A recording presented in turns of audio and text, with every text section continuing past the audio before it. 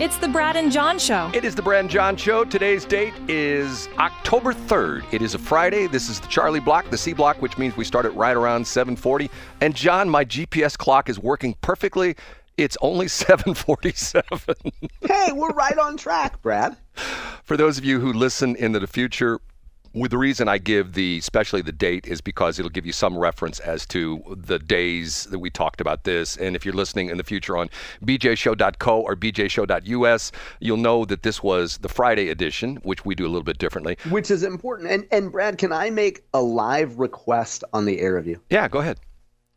Next week in C block, Monday through Friday, could we dedicate a few minutes each day to a game that I am building over the weekend that I think you're going to like?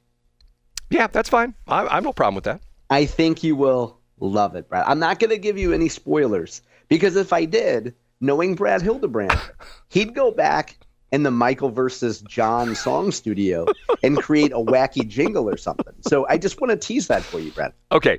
The previous... Let's recap what happened in the B block. Brad, I want to praise you for this, because you do have such patience. So tell the Chick-fil-A story again. Oh, I'm serious. You're in line. You're number 2 at Chick-fil-A. I'm number 2 to get my food. And you know it's a big day. You can tell it's near the first of the month. Right. Brad got his Social Security check because he's actually going to spring for Chick-fil-A. That's tomorrow. But that's right. Oh, wait. You might not get it because of the shutdown. Go ahead. Right. I might not get it because of the shutdown. I'm in the Chick-fil-A line, and the phone rings, and I don't have them in my contact list, whatever, what is that? I thought he was in there under Bearded Brawler. No, you really want to know what he's in there under? Yeah. Let me pull it up right now. And I'm going to screenshot this. I'm not going to say it on the air. I'm going to screenshot this, and I'm going to text it to you. John and I are not in the same studio. So here. Matter of fact, I'm going to put it in the group chat here, so everybody will get a kick out of this, okay? This is how he's in my phone.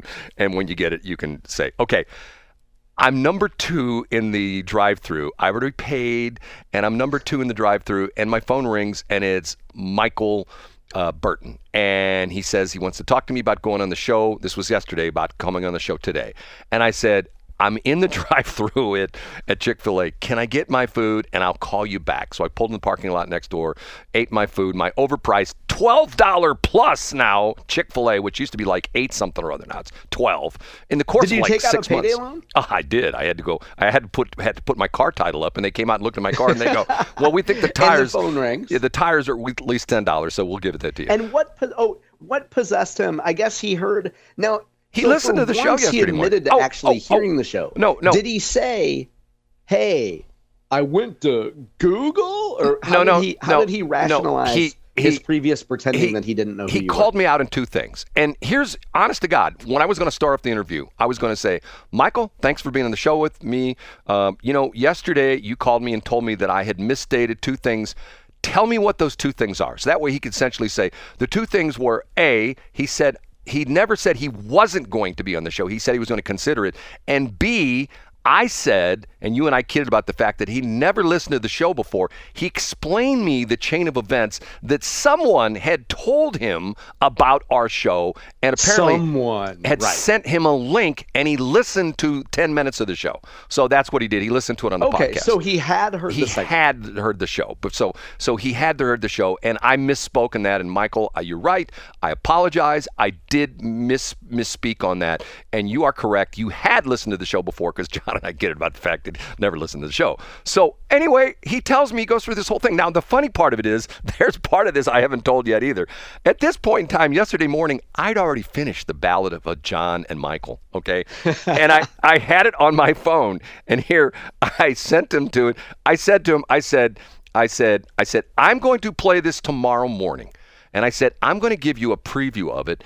And when I give you the preview of this, you can text me back. And I swear to God, this is almost exactly what I said to him. I said, if you find this offensive and you have changed your mind by this song I'm going to play tomorrow on the show, once I text it to you and you listen to it, just text me back 2 things. One of them being, nope, I changed my mind. I'm not coming on the show.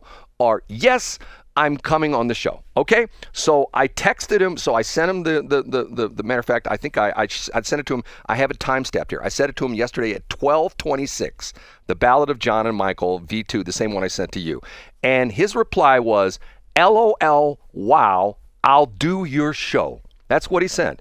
And I said, you know what? There's also the opportunity for him to call at 7:55, knowing we're off the air at 8 o'clock, so that he can deliver a couple of his messages and then say he checked the box. Well, I called you. I mean, I did the interview. Johnny won't do that. If I was working for someone who was a complete pansy and who didn't have any courage, not enough courage to do, say, an 8-minute conversation, I would tell the pansy to call at 7:53 and then only have a few minutes to do it so that you say you checked the box. For listeners of our show who also listen to other conservative radio, e.g., 97.1, the Tracy station, all the other stations, Patriot, stuff like that. There's a million of them here in town. You will never hear a host call a sitting member of the Missouri House of Representatives a pansy. I didn't say that Michael Burton was a pansy. I said if I worked for a pansy or somebody that was such a Hoosier that they got in a physical fight at a campaign office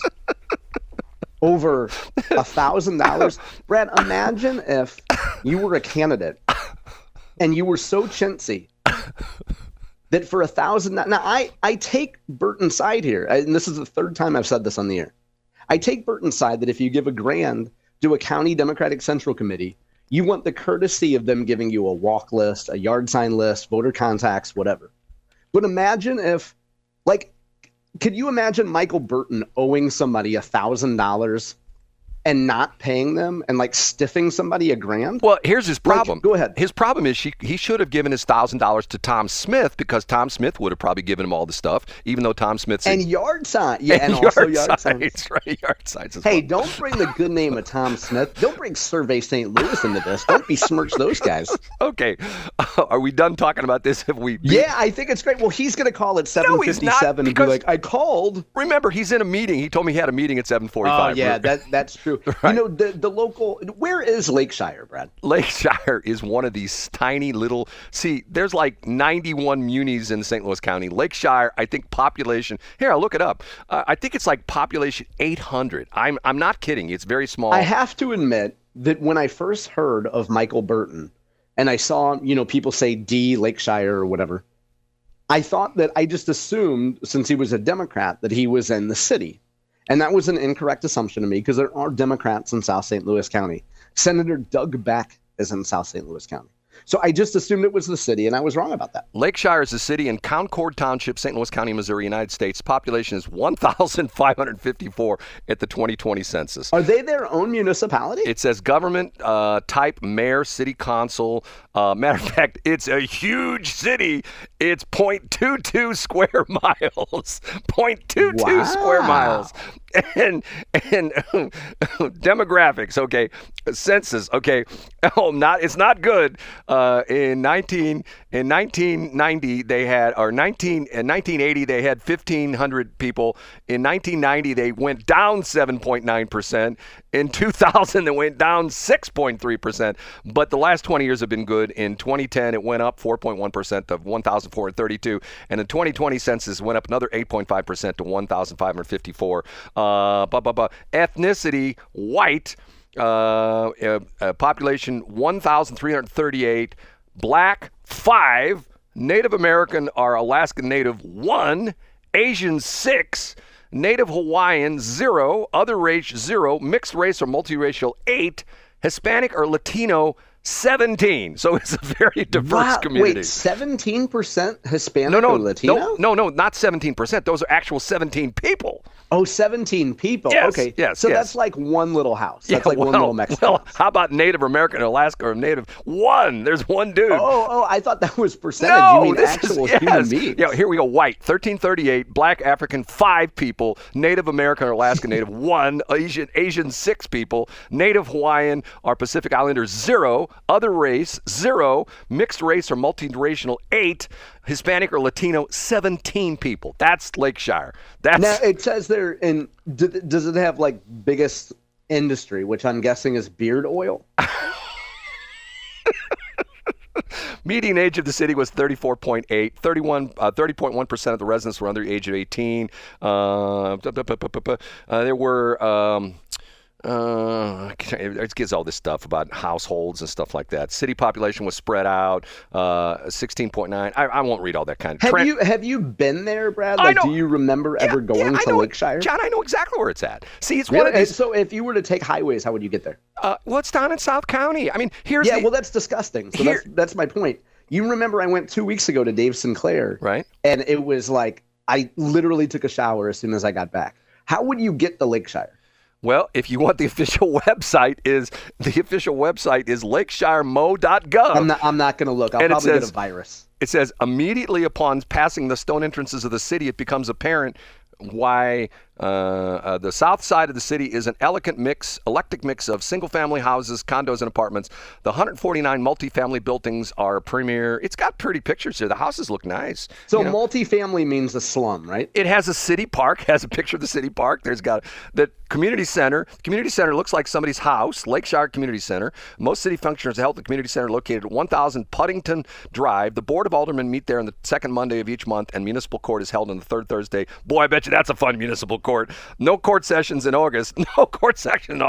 Building also houses administrative office for the city and the Lakeshire Police Department. They have their own police department, John. Their own police department. Very nice. Okay, That's John. the kind of place that I bet when Brad Hildebrand drive through, he's like, actually the boundaries are here, and then you cross over and you see the stone gates there. And for anybody who thinks that we, or particularly me, is making fun of South County, I absolutely am. Okay. Because I grew up in North St. Louis County, and I grew up in a land of Black and Milds and Mad Dog 2020. So if you think I'm being elitist, I'm not. I'm just saying at least we weren't South St. Louis County. Right. Okay.